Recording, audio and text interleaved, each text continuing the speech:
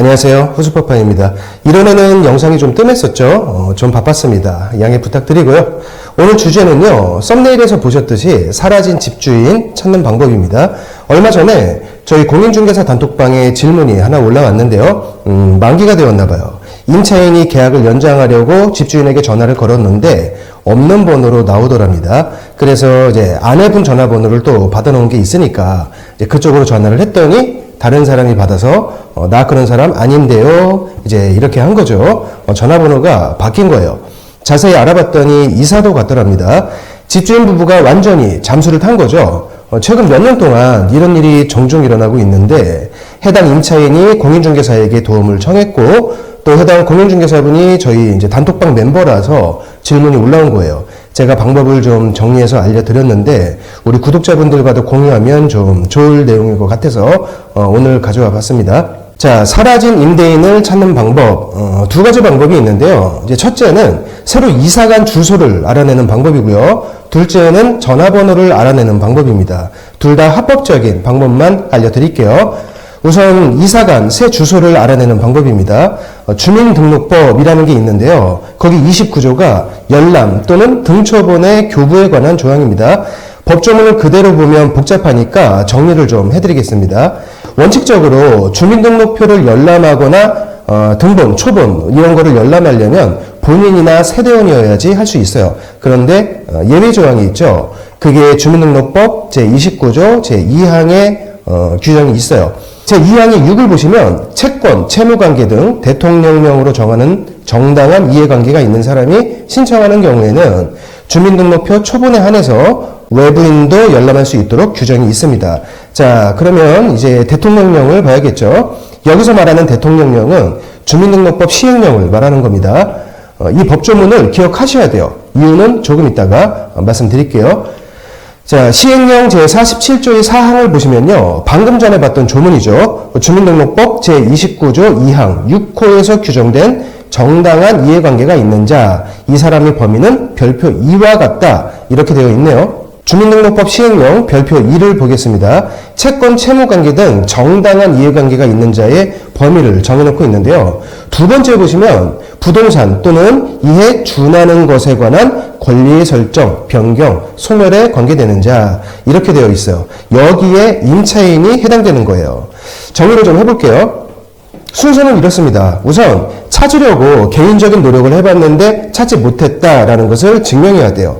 증명은 간단합니다. 집주인에게 내용 증명을 보내는 건데 지금은 이사간 옛날 주소죠. 그 옛날 주소로 우선 보냅니다. 그러면 당연히 반송이 되겠죠.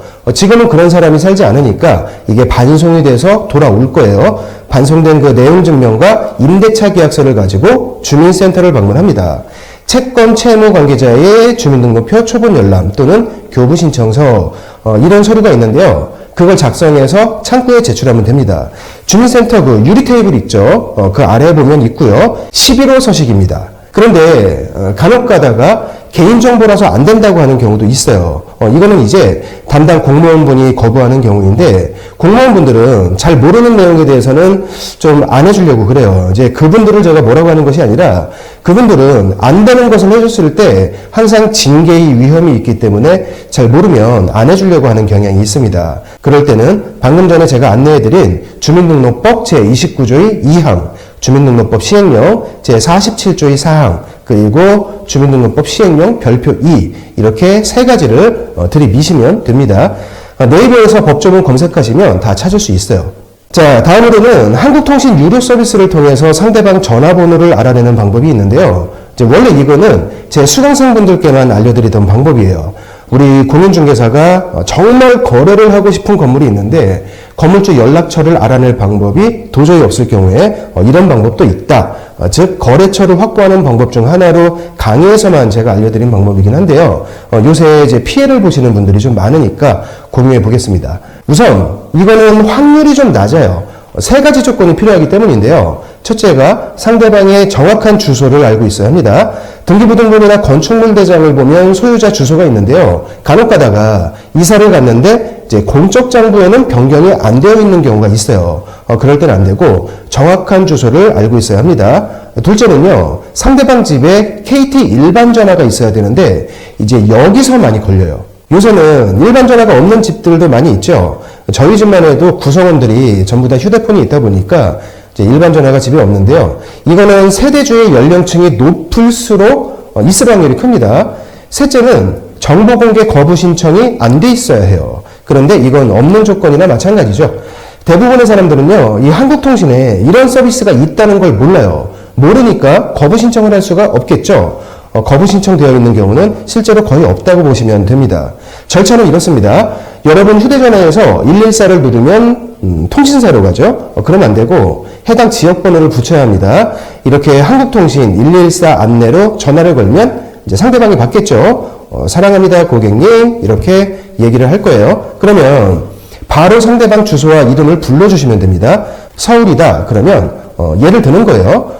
서울이다 그러면 강남구 삼성동 홍길동님이요 이렇게만 하시면 안내원 분이 이제 뭔지 알아요. 한국통신에서 하고 있는 유료 서비스이기 때문에 이제 바로 압니다. 타라락 하고 타자 치는 소리가 잠깐 들리고요. 세부 주소 불러주세요. 이렇게 이제 얘기를 그쪽에서 해요. 그러면 그때 세부 주소하고 호수까지 불러주시면 돼요.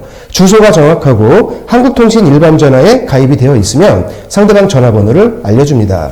이건 유료 서비스이기 때문에 이제 제가 알기로 한 160원 정도 요금이 추가돼요. 나중에 상대방 측에서 전화번호를 어떻게 알았냐고 공격할 수도 있죠. 합법적인 방법이니까 걱정할 필요는 없습니다. 자, 오늘 두 가지 방법을 알려드렸죠. 주소를 찾는 방법 하나, 전화번호를 찾는 방법 하나.